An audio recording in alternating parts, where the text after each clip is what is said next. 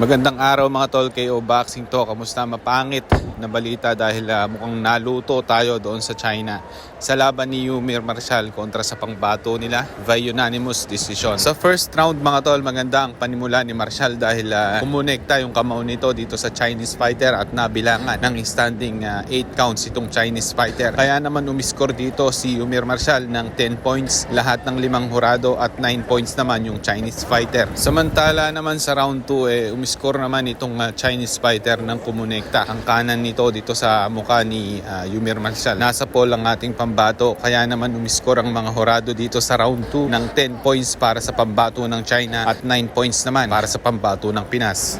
Pagtungtong naman ng third at final rounds mga tol, marami ang nagsasabi na mas maraming patama ang ginagawa ng ating pambato kumpara doon sa Chinese fighter. Ito pa nga yung isang suntok na sumapol doon sa pagmumukha ng Chinese. Pero pagdating